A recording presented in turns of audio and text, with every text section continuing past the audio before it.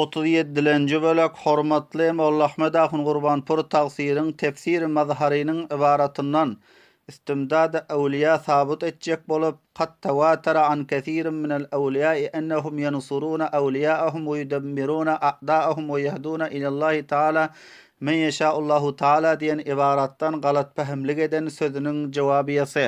Siz tefsir mezherini sen kabul ediyen bolmaly. Bir de muhticanın kabul eden adamından, kabul eden tefsirinden istimdada delil getirecek. Onun da delil aittik.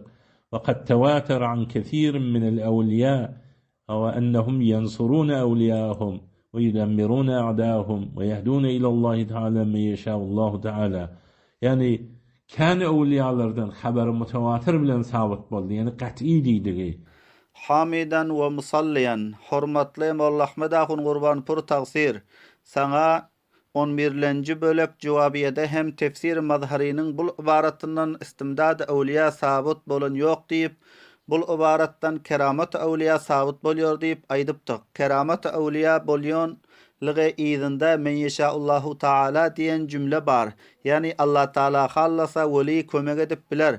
Bul keramet bolýar ne istimdad. Çünki istimdadyň manasy kömek talap etmek, kömek islemek. Ol zatdan kömek talap ediler ki kömek etmeklige istidat we salahiýeti bar bolsa. Eger weli Allah Taalanyň izni iradesi bilen kömek etse ol keramet bolýar.